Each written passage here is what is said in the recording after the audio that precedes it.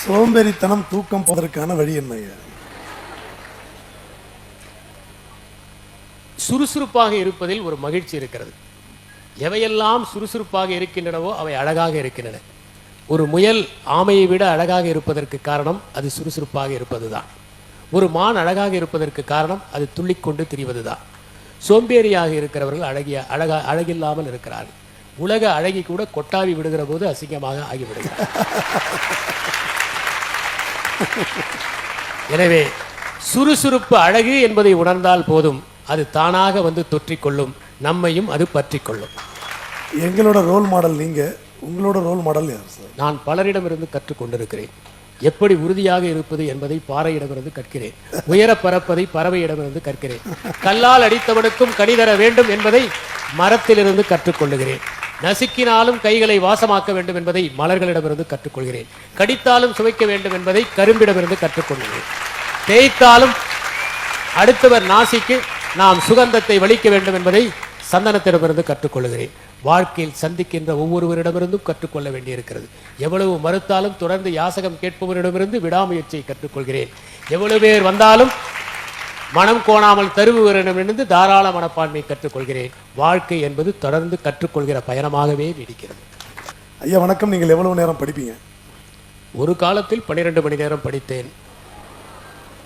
போட்டித் தேர்வுக்கு படிக்கிற போது 12லிருந்து 14 மணி நேரம் படித்தேன். பணிக்கு வந்த பிறகு களப்பணிகள் ஆற்றுகிற போது 1 மணி நேரம் கூட படித்ததில்லை. மறுபடியும் தலைமைச் செயலக பணிக்கு வந்தபோது தொடக்க காலத்தில் 6லிருந்து 7 மணி நேரம் படித்தேன். இப்போது நான் புத்தகங்களை படிப்பதை விட மனிதர்களையே அதிகம் வாசிக்கிறேன். ஐயா நீங்கள் பெரும்பாலும் தமிழிலேயே உரையாடுகிறீர்கள். தமிழ் வழியில் படித்தால் ஐஏஎஸ் ஆவது கஷ்டமா சார்? தேவைப்படுகிற போது தமிழிலும், கட்டாயமாக்கப்படுகிற போது ஆங்கிலத்திலும் நான் உரையாற்றுகிறேன். ஆங்கிலம் என்கிற வெளிநாட்டு குடையை மழை வருகிற போது விரித்துக் கொள்கிறேன். மற்ற நேரங்களில் தமிழ் கூரையின் கீழ் தான் தங்குகிறேன். நீங்கள் கல்லூரி காலங்களில் யாரையும் விரும்பியது உண்டா?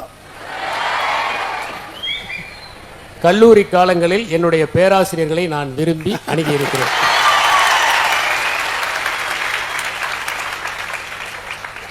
உங்களுடைய நேர்மை தன்மைக்கு மிரட்டல்கள் வந்ததுண்டா?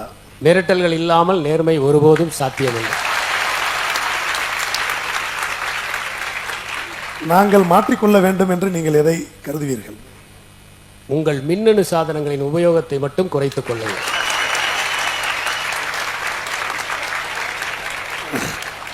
நீங்கள் முழு நேர பணியில் எழுதுவது ஐஏஎஸ் பணி என்று இருக்கும்போது தங்களுடைய குடும்பத்தை எப்படி சமாளிப்பீர்கள்?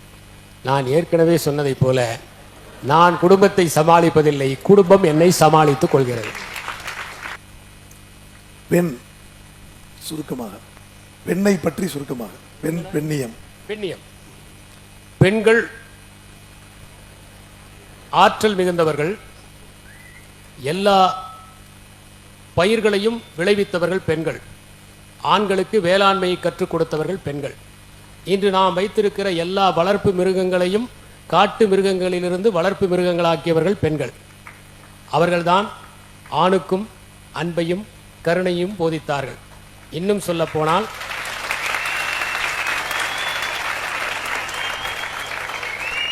பெண்களால் கடைசி வளர்ப்பு மிருகமாக்கப்பட்டவன் ஆண்.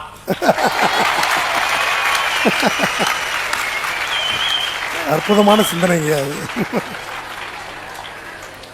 விமர்சனங்களை எவ்வாறு தவிர்ப்பீர்கள்?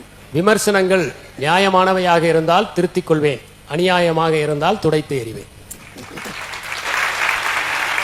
பொதுவா எங்களுடைய கடைசி கேள்வியா, பொதுவாக நம்ம நிறுவனத்தில் நீங்கள் பிறந்ததன் பலனை அடைந்து விட்டதாக உணர்கிறீர்களா?